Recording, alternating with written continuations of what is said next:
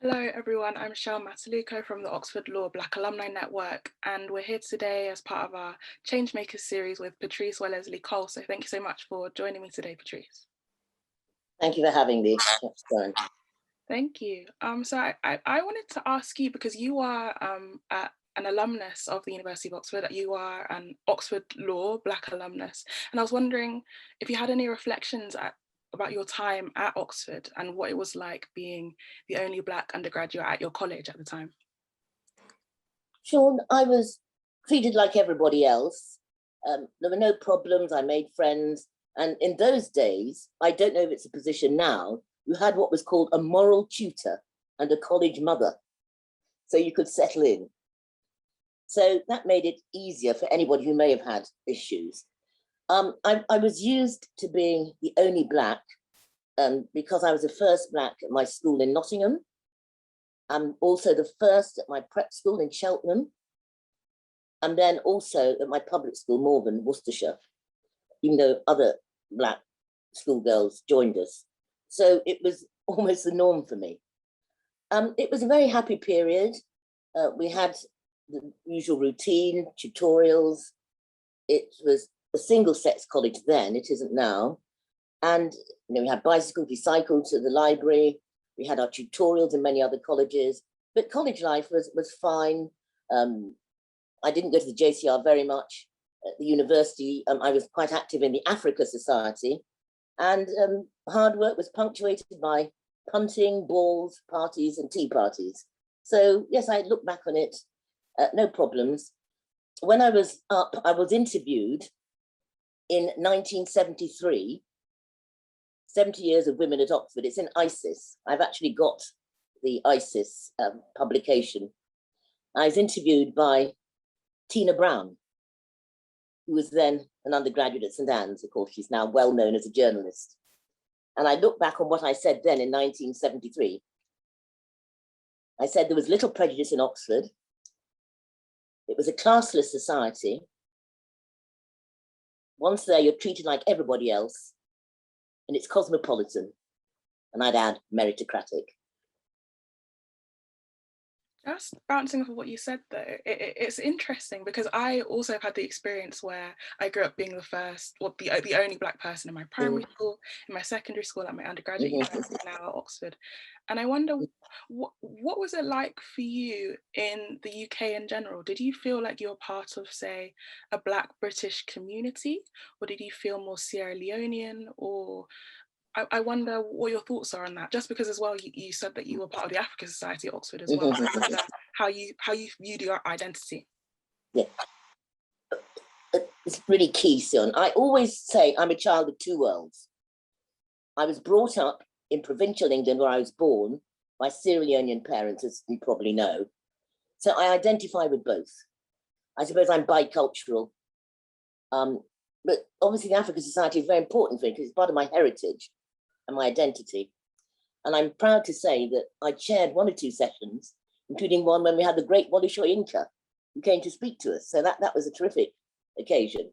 So yes, I'm part of both worlds. Happy to be and proud to be.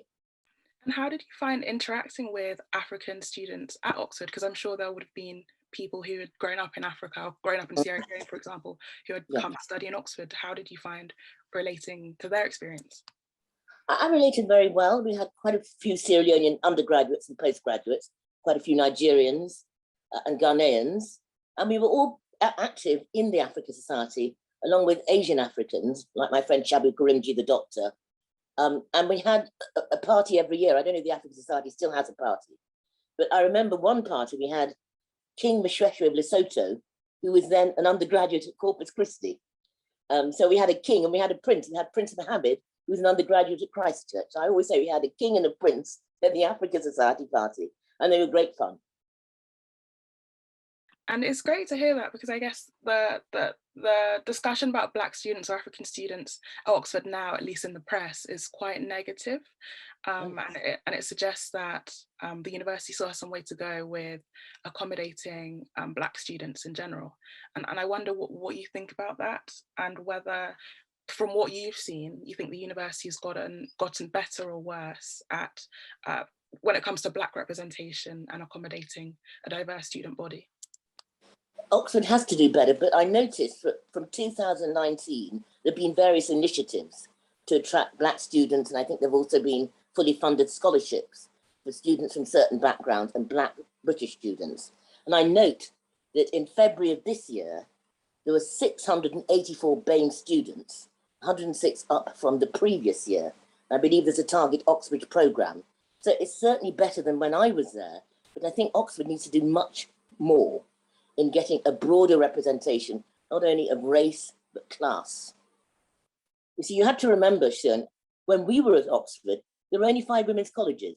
I couldn't go to Balliol, I couldn't go to Christ Church. So that really restricted the pool of students, female students or Black female students that could go there. Of course, that's not the position now.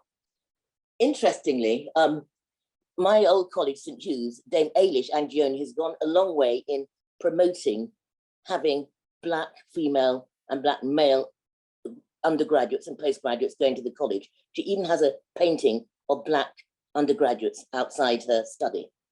And when I was up there last year, just before lockdown, she was very proud to show me that and said, Patrice, we encourage diversity. They have a lot of Chinese students, they have a Chinese wing, and we certainly want to have more Black undergraduates and postgraduates. So it's slowly improving. That's great to hear. But you know what, one interesting thing that I picked up what you said is you quoted a statistic to do with BAME students, so Black, Asian, minority, ethnic.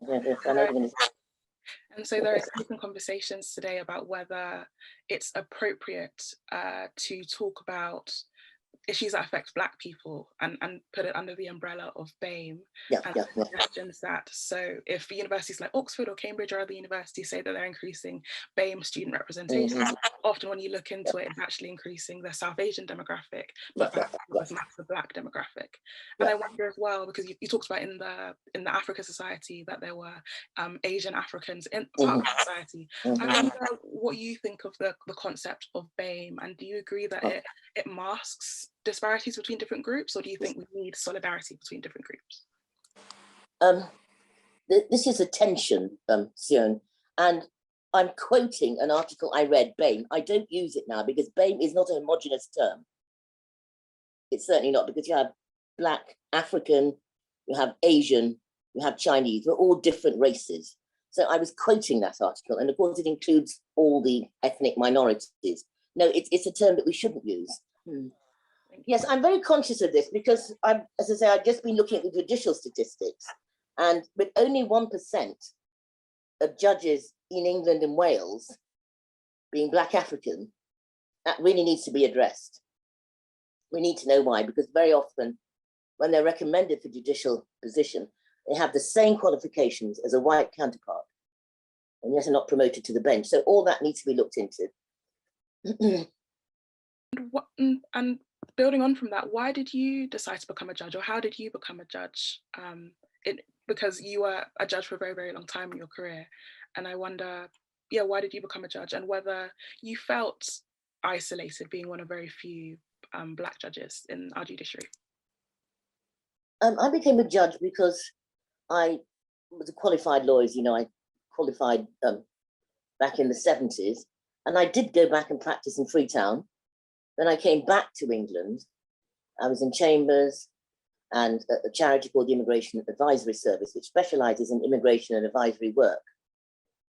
And I saw an advertisement to be what were then called immigration adjudicators. And many people at the IS, as we called it, had become adjudicators. So I decided to apply, and I became a part-time immigration adjudicator back in 1999. And then I took up full-time employment, what was then styled an immigration judge, in 2003. So it was really a progression from my professional career as a lawyer. And what were your experiences as an immigration judge? Because it's my understanding that you were an immigration judge until 2017. That's right, yes. Yeah, so over that time period, I wonder what you saw of the evolution of what you thought about the evolution of British immigration law, because I know now at the moment many people suggest that the hostile environment policy that our government has is racist, and particularly when there are deportation flights to Jamaica, so people who've been in Britain for a very long time, normally black boys who've been in Britain for a very long time, they commit a crime, then they're reconditioned as a foreign national offender and they can be deported. And I wonder what you think about immigration laws, what you think of the evolution of our immigration laws, and whether you agree or you disagree that they have a racist impact. Tacitly, yes. Immigration law has been draconian for some time and has always made a distinction between the old Commonwealth, that's Australians, New Zealanders and Canadians, and the new Commonwealth, that is the African and Asian nations. Most of them became independent in the 60s. And you only have to look at Windrush, which is a good example of how they were treated. And of course, former Prime Minister Theresa May was the architect of the hostile environment policy. The acts that really started this distinction were back in the 60s. In 1962, we had the Commonwealth Immigration Act. And that specified that you had to have a relevant connection to the UK not to be subject to immigration control. In the 1968 Immigrants Act, that restricted entry unless you had what was called ancestry or a parent or grandparent, UK-born parent or grandparent, which was code for white. So that's how the restrictions came in. Of course, since then we've had the Human Rights Act in 1999, and then we had the Nationality and Asylum Act of 2006. And there is there in that act a freestanding right of appeal on race discrimination grounds, but it's very difficult to bring it, that's in the county court, or even to succeed on it. So yes, there have been problems with racist aspects. The other angles are what are called people who come here to work, working holiday makers. Now, this was supposed to be for all Commonwealth citizens. However, it was only ever given to white applicants because the black applicants were refused and always had to appeal to somebody like me before they could get entrance clearance. So that's another blatant example of racism within the framework of the legislative structure, the way it operated. And the reality is that every time a new bill is introduced, it is made harder for people of colour to get around and negotiate UK's immigration and asylum laws. For example, asylum seekers, persecution, who've been persecuted, their asylum and human rights claims are dealt with, and they're often left destitute because they can't work and it takes a long time to resolve. That is, policies such as no work permitted and the inability to rent accommodation, with landlords being prevented by legislation to rent to those with, in inverted commas, precarious immigration status, mainly black and brown people. That obviously is inherently racist because many of our asylum seekers come from Sudan, Somalia, and Ethiopia, alongside other developing countries. A more recent example is of the NHS during the pandemic. Foreign nurses and doctors who were mainly black or brown and heavily relied on had to pay the NHS surcharge.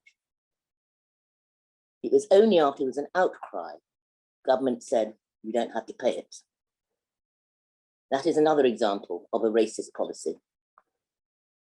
The other problem is with the Borders Bill, we're going to have a lot of people who are subject to fast track cases and there'll be more detained.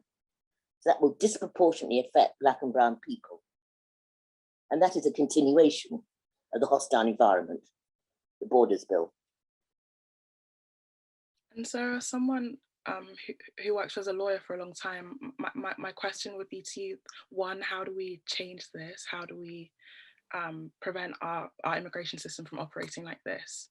And then number two, as a judge hearing things like this or adjudicating over cases that bring up these issues, what did it feel like for you? Did you feel as though you were complicit in the system? Did you feel as though you had power to change things within this system?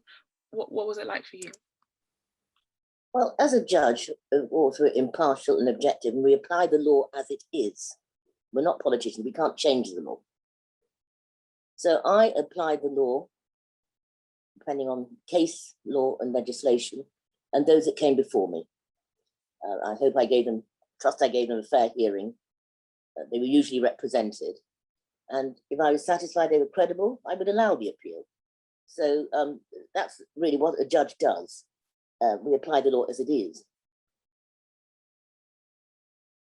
When it comes to changing the law, that's a question of lobbying and campaigning. Now, it means writing to one's MP. In fact, I've just done this over the online safety bill. I've written to my MP after the racist abuse that the footballers suffered. And we need to strengthen that bill so it applies to the press. Because the press often found the racism by some of their comments. So yes, it does mean lobbying, and that's why we have MPs. So the Borders Bill obviously is not yet law, and we can all play our part by writing to our MPs and expressing our views. Changing tax a little bit, you've already mentioned, well, we've already talked about the fact that you're a judge. You mentioned that you practiced in Freetown for a while, and you're also the first Black vice president of Graduate Women International and a president of the British Federation of Women Graduates. And so you've had a very diverse and interesting career. And I was wondering for you, what has been the highlights of everything that you've done? Well, they've all been highlights in their own way. But I think becoming an honorary fellow of St. Hugh's was a summation of everything I did, because in the, as it's called, a citation, Dame Ailish, the principal of St. Hugh's, was kind enough to say she was making me an honorary fellow because, and I quote, "I don't want to be vainglorious here, your outstanding legal career and your voluntary work as CIR, that's International Relations, Coordinator of International Relations, the Sierra Leone Association of University Women, and being the first Black and youngest VP of GWI. So to me, that it means a great deal. And wouldn't be there if it wasn't for the support of my family, my friends, my teachers, and my tutors, who made that possible and believed in me. So I want to thank them all, and I'm very grateful for the life I've had professionally and as a judge, and the voluntary work, which I continue to do. Do you mind speaking a bit more about the sort of voluntary work that you do today? Yes, of course, Sean. Well, I'm what's called a frontline worker. I work for once a week for a homeless charity in London, and we distribute food to the homeless in central London 5 days a week, and I do that once a week. I'm also a Rotarian, and I'm the community chair of Hampstead London Rotary Club. We support Marie Curie and Old Age Camden. And of course, we're part of Rotary International. We've done a lot to eradicate polio, as you probably know. I'm also on a UN working party. In fact, I've just come out of the meeting, and that's on eradicating genocide and crimes against humanity in Africa. So it's Africa-centered, and we're working towards having a conference on genocide in Africa by the end of the year. So I'm on that working party, and I'm part of the African Scholars Network. So that's fascinating for me, because I describe myself as a human rights advocate. I'm writing extensively now about victimization and bullying. And I'm also on, or part of, a WhatsApp group called Community Voices for Peace and Pluralism Africa. That's a group of African women scholars and lawyers who meet via WhatsApp, and we have every Saturday afternoon WhatsApp series on issues of social justice, child marriage, transitional justice. And lastly, I'm on the advisory working group of Beijing Plus 25, CSW, Commission on the Status of Women. So we meet monthly. So that's what I'm doing in the voluntary sector. You know, a lot of what you mentioned seems to me to be within the ambit of human rights law. I might ask you particularly with your work with the UN. And I wonder what you think the value of human rights law is in today's society. So I bring this question because I know with the recent Black Lives Matter movement, there have been some activists who have gone to the UN and have said that, you know, America is violating international human rights law, or people in the UK have said that the British government is violating international human rights law. But it seems that whilst this might be an effective lobbying strategy, little changes. And so I wonder what you see with, how you see the effectiveness in human rights law in developing change within our society today, if at all. Sean, it's key in developing change, because without human rights law, there wouldn't be any change. I mean, just give an example, Black Lives Matter. If it wasn't for the protests, I don't think that policeman would ever have been incarcerated. And it has completely lit up the world, the issue of Black Lives Matter. And it's continuing. I mean, we've just seen the football racism. I mean, it's not stopped overnight. So if we don't have, or we don't leverage human rights worldwide, these problems will persist.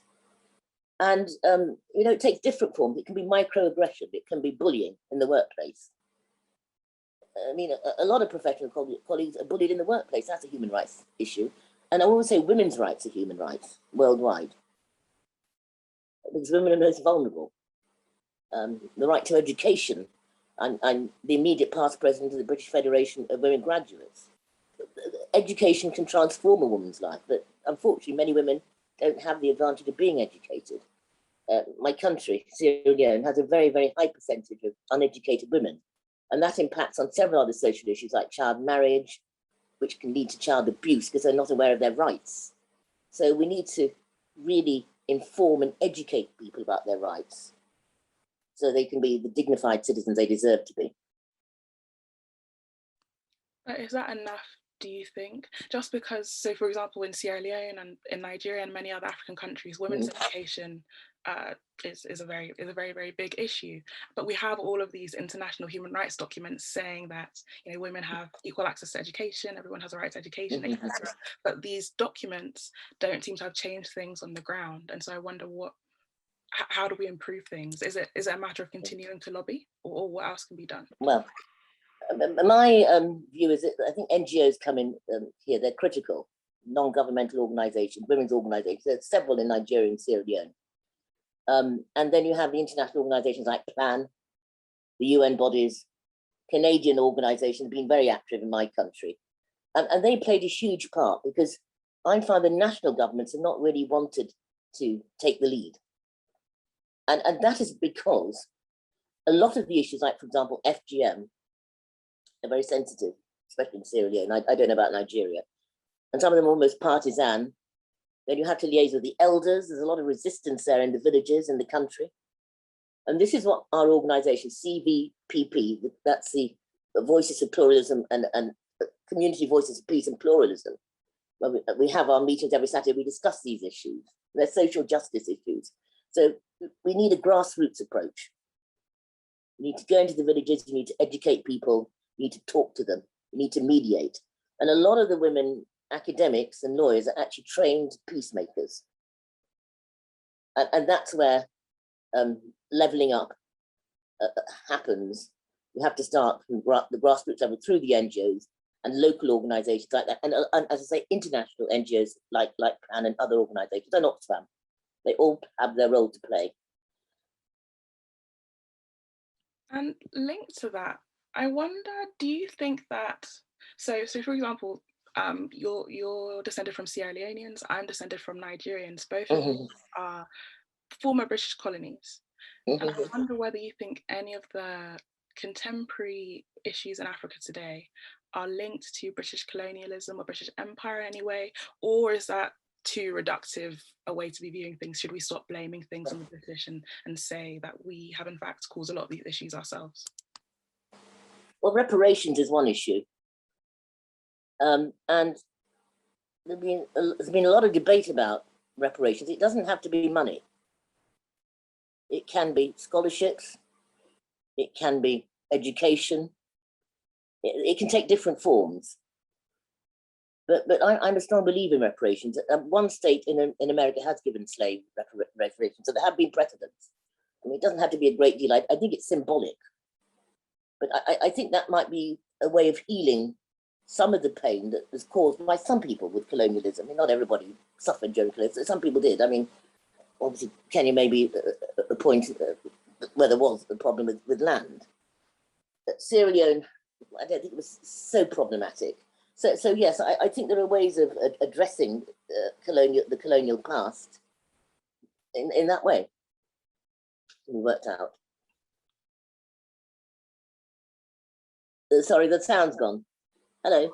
I'm sorry. Yes.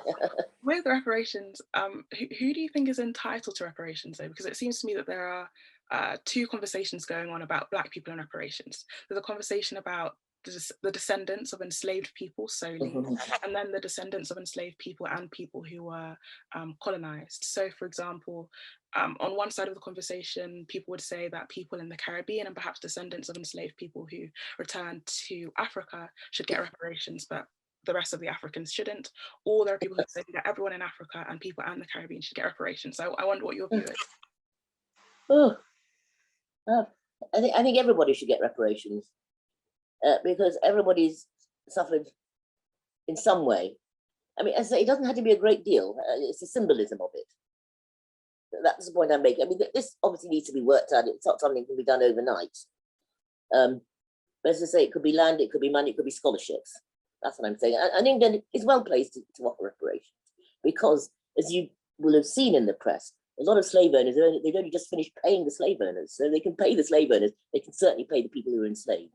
I mean, that's my background because one of my relatives was captured as a prince when he was hunting out in Nigeria, put on a slave ship, bound for Sierra Leone back in the 19th century. But by the time he was on the ship, slavery had been outlawed in the British Empire. So he was rescued from the ship and he ended up in Freetown. And as you know, that's why Freetown is called Freetown Province of Freedom. And I'm a Creole, descendant of a freed slave. So that's the story of many Creoles.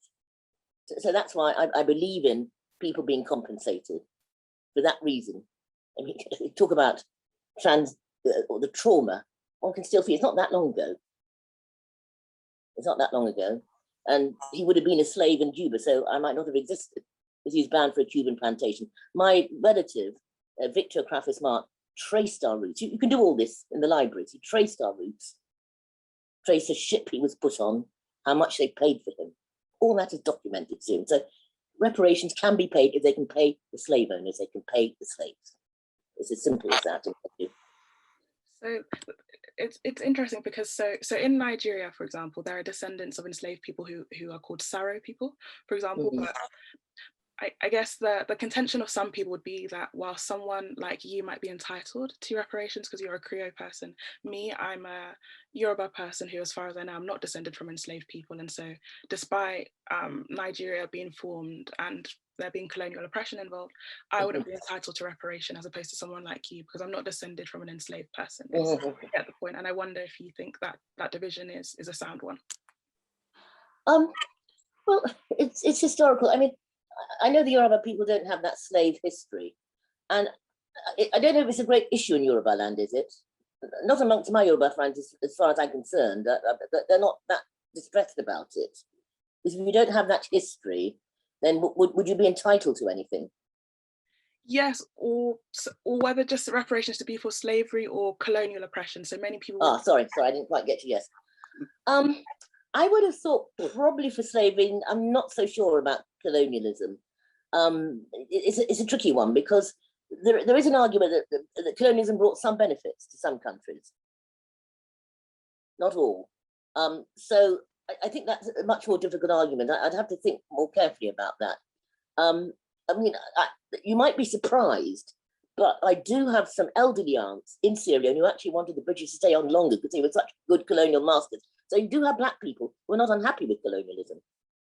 That's why I think it's a tricky argument. Because I think slavery is iniquitous.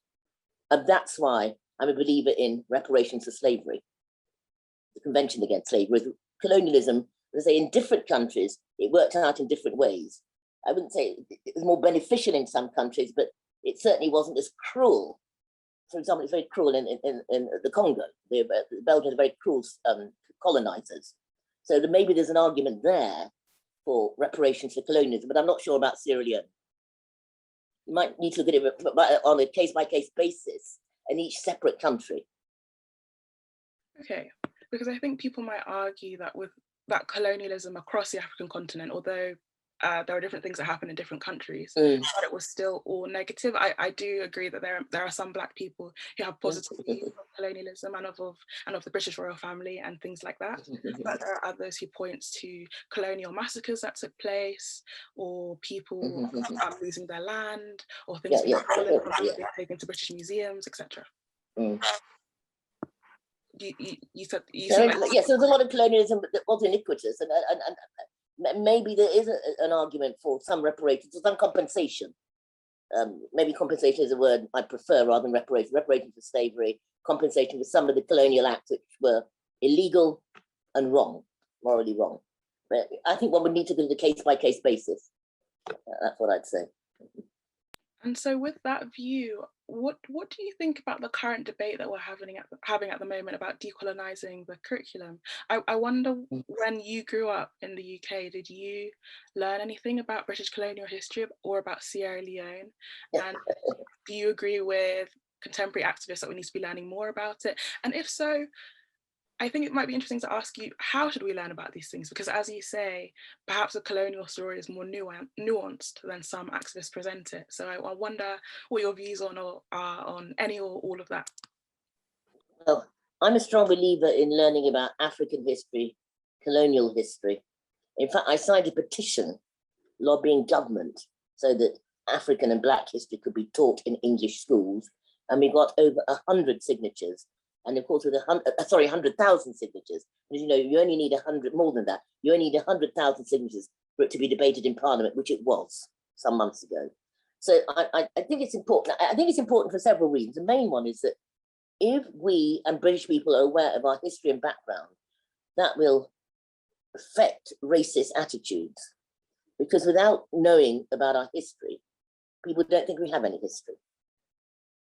And I think that's one of the problems with the race argument. They don't know that we have a rich history and culture. And that needs to be taught in our schools. For the simple reason, Britain is a multicultural, multiracial society.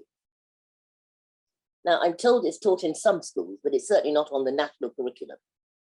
So it needs to be, along with history. Of course, when I was at school, I went to an old-fashioned school. I was taught English history. And it's very much victor's justice, victor's history, isn't it? You know, we won all these wars, we won the 2 world wars, we colonized the world. And I remember when I worked in one organization, this will make you laugh, there was an old boy there, very English, he was quite charming, but he said, oh, when I was at school, the map was all pink or red. It was, in other words, it was all colonial, it was all British Empire. And I said, oh dear. So you say that people grew up with this idea that Britain dominated the world, which it did, and people remember that. So we have got to decolonize our history. We've got to make it much more broad-based. And it's important we do that for, the society we live in. Yeah, I agree with you, because even I left secondary school in 2015, and I didn't know anything about British colonial history at all. It was only when I went to university that I started learning about it. And I think it's very, very important for the reasons you mentioned, because even looking at our multicultural society, right, in our House of Parliament, who do we have? We have people of Jamaican descent, of Nigerian descent, of Sierra Leonean descent, of Indian descent, of East African Indian descent. You know, why are we all here? I think it very much relates to empire. But I wonder for you, so There are some people who argue that if we start talking about decolonizing the curriculum, or we start talking about African histories or Caribbean histories or Asian histories, it will become a sort of bash Britain sort of everything will be about how so everything will be about how Britain was evil and destroyed all of these countries. And well, so what do you think of that sort of argument? Well, I certainly don't agree in bashing Britain. I agree in backing Britain. But we only back what is good and positive. But we have to learn about what is negative to have a balanced view of our history. I mean, I was lucky. I was taught by a very inspiring history teacher who had a very balanced view of history. And so it's a subject I always liked. I enjoyed it as a student. I didn't read it at university. But no, it's the way it's taught. And we need to know what's on the curriculum in decolonizing. In fact, this is something that's come up in my UN studies on genocide, decolonizing genocide when it's taught in the universities. We need to decolonize it. It needs to be intersectional. It needs to be interdisciplinary. This history affects so many things. Well, for people history of literature. I mean, how many people have heard of African writers? Probably none of them. That's very true. I think people perhaps, if they're well educated, they might know about Chinua Achebe. People might know about Chimamanda, but apart from that, I'm not sure. No, I mean, I remember when I was at university and Wally Shoyinka came, so people never heard of him. And you see, I grew up in provincial England, and I went to boarding schools. So most people never heard of Syria. They heard of Nigeria, they've heard of Kenya, but as I used to joke, they think Africa's one big continent. We all speak Swahili. I mean. This is the way I grew up with that, you see, in 60s England. So I'm used to that. And of course, Sierra Leone was discovered, in inverted commas, by a Portuguese sailor, Pedro de Sintra.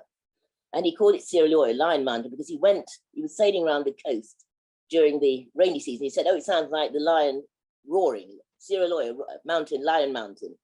And it's not been changed. I mean, Freetown used to be called Ramaron. It's changed to Freetown, province of freedom for the slaves. So I grew up with people being very ignorant about Africa. And they still are, actually. And I know when I went to America, well, they thought there were no women lawyers in Africa, and everybody was illiterate. Oh, it's extraordinary ignorance. But this has to change. I mean, look at all the ignorance when Barack Obama became president. You see, it comes to the fore. You know, what you said about we all speak Swahili actually resonated very deeply with me, because on my my first year of secondary school, so, as I said, I'm a Yoruba person. My name is Oluwaseun. It means we give thanks to God. And the reverend of the school asked, "Oh, is your name Swahili?" Yes. Because she wanted to talk about how she'd been on a gap. She'd been traveling in Kenya for a while, and she thought I could relate somehow. But even within that, it's interesting that that people know about Nigeria, but perhaps not so much about Sierra Leone. That's cool. Yeah, and I wonder about that, because even within university settings, right? So talk about the University of Oxford today. Many people say that in terms of African representation, it's very much Nigerians at universities in the UK, and not very much of any other group. So I wonder what you feel about the representation of Sierra Leoneans in British society. Do you think it's important that people know more about other African countries aside from the dominant ones, which seem to be Nigeria and Ghana at the moment in the UK? What is your feeling? Well, of course, we need to know about each African country. There are 54 countries in the African continent. But of course, they say that, is it 1 in 5 or every other Black person in England is either Nigerian or Jamaican? So, you're a big country, you're the America of Africa. So, of course you're dominant, we know that. But yes, it's important that people know about the different cultures of each country, and they learn about it in geography lessons and history, and English literature as well, across the board. Sierra Leone is a small country. It's the size of Wales. There's a couple of million Sierra Leoneans in the world. A lot of them are outside of Sierra Leone in America and England, the big diaspora and Sierra Leone community in America and in England, and a lot left before the war, but even more left after the Civil War, which ended in '92. So we are a small country, but I'd like to say we punch above our weight. Sierra Leone has produced a lot of firsts. The first Black man to get a first at Cambridge was Sierra Leonean. Dr. Davidson Nicol, you may or may not have heard of him. He got a first at Cambridge in medicine, natural sciences, back in the 1940s, family friend. And when he got a first, his tutor rang the paper and they said, "Are you sure he's black?" And he said, "Yes." They couldn't believe a black man could get a first in Cambridge, and he was a Don at Cambridge. So this is a great story. You know about my father. He was the first black man to be an FRCF, and there are quite a few others. The first African knight was from Sierra Leone, Sir Samuel Lewis. So we may be small, we do punch above our weight. And I say for this reason, it's like the Scots. It's a discipline in the home and the good schools. And I think that makes us achievers. I mean, I know Nigerians are great achievers as well. I'm not saying you're not, but I think for a small country, we've done quite a bit in the world, but we're not well known, you see. I've grown up with that. You know, but the thing is that I think your father is quite well known, and you mentioned your father, and he's someone I grew up knowing about because both my parents are doctors, and they migrated from Nigeria to the UK, and they did know, and they told me that your father was the first African to be elected a fellow of the Royal College of Surgeons. And if you read any book about 20th century Black British history, or even books about world history or Sierra Leonean history, your father comes up. But I was curious, what was it like growing up with your father? Who was he to you? Was he your hero? Was he your confidant? What was it like with your father? How did you feel about your father? My father was and is a hero to me. He was an outstanding intellectual. He was a leader. He was a first-class prizeman. And of course, he's a hero to many people, actually, not just me. If you read his Times obituary, I don't know if you've seen that, have you? It said he was in a small way a figurehead for his people. I'm quoting them now. So I'm just saying how other people look at that. It's difficult to be objective about your father. And when you have a father like that, he was very authoritarian, but he was also caring and loving. But he expected the highest standards from his children and from his family. And have you read Town Boy, his book? Perhaps not. No, that's Cambridge University Press. It's a textbook in some West African and East African schools. He grew up with a very strict father as well, who had expected him to become nothing but first in school, which he did. He was head boy. So that's home. As I say, it's a discipline in the home, and high expectations that help. So yes, and apart from his academic achievements, he was a lecturer at Furube before coming to do medicine. You know what happened, he was a doctor, surgeon, and so on. He wrote 2 books. He also had a life of service. He was always on committees, always going to meetings. And I think he's instilled that in me. As we say, as Rotarians, service before self. Of the many committees that we know that he was a part of, we know that he was at one time the director of the West African Students' Union, a president of the League of Coloured Peoples, a member of the advisory committee of the Colonial Bureau of the Fabian Society. I wanted to ask you though, is there anything that is not public knowledge about your father that you wish more people knew about him? Oh, not really. I think it's something that's been tributes have been paid to him by Sierra Leoneans, even in England. Not really. I think it's all out there. He wrote extensively. My father was always writing. He played the piano, he painted.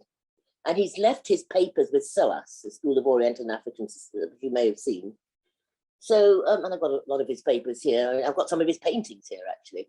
So no, I think it's all there in the public domain. And he came from a loving family, and growing up, we always had our family coming to stay with us in Nottingham. He was a family man. My cousins, my aunts and uncles, some of them were studying here, living here, or came from West Africa. And I don't know if you know this. Have you heard of the Igadaros? Dr. Igadaro, that's his sister. She was Miss Wellesley-Cole, yes. She was the first. Oh, sorry, yes. Can you hear me? I was to say, I think I heard that name was respect to the West African Students' Union, I think. Yes, well, that was his sister. She married Sam Igadaro, Nigerian, and she was a doctor as well, and she was the first Sierra Leonean woman to become a doctor in the 19th. It's very unusual then. I mean, she was the first Sierra Leonean, third West African woman to become a doctor. The first 2 West African women to become doctors were Nigerian, and she was the third. And I don't know if you know this, Seun, but the first Black woman undergraduate was a Nigerian, Lady Ademola. at St. Hugh's. Did you know that? You knew that, yes. Because I went there for the unveiling of the photo of her. And she was an undergraduate in the 1930s. She read English. You probably know that. I sometimes wonder about their experiences. Unfortunately, I never got to meet my grandfather, but he came over to the UK in the 1950s. And I sometimes wonder what it was like for them coming in the early 20th century to study in Britain, and what it must have been like. Because I know reading poetry from Una Marson, for example, from Jamaica, about people knowing about these red dots, as you say, on the map, but not really knowing about the people behind those red dots. Exactly. Yeah, yeah. Well, Lady Ademola said that there's a black woman in the 1930s in Oxford. People are always amazed he could speak, that she was so intelligent. They couldn't believe it, you know. I mean, it was 1930s Oxford, 1930-31, yes. I met her years ago when I was in Nigeria in the 80s. Of course, she's dead now. And are there any other heroes within Sierra Leonean society or African society that you think we should read more about or know more about? Well, obviously Nelson Mandela, some of them are so well known, everybody admires them. I think Wole Soyinka, some of the writers, you know, we need to know more about. I mean, he did win the Nobel Prize. Sierra Leone, I told you about Dr. Davidson Nicol, who got a first at Cambridge. I mean, a lot of people don't know about that, but that's an extraordinary achievement, and he was a Don. So these people need to be revered because they were trailblazers. You see, and this all happened in the 40s. It was a very white Britain, and they weren't used to many black people, certainly not black professionals, and certainly not black academics. So we need to know more about them. I mean, my late father was the first black doctor in Newcastle. So, you know, talking about the 20s, 30s, long time ago. Well, I'd certainly hope that many people watching this will go on to read about all of the people you've mentioned, because I agree that they're trailblazers and more people need to know about them. Yes. So thank you so much for joining me. I think this brings us to the end of our interview, and I think Clara might stop the recording, but thank you so much again for coming. I really enjoyed the conversation. Thank you so much, Seun, for interviewing me.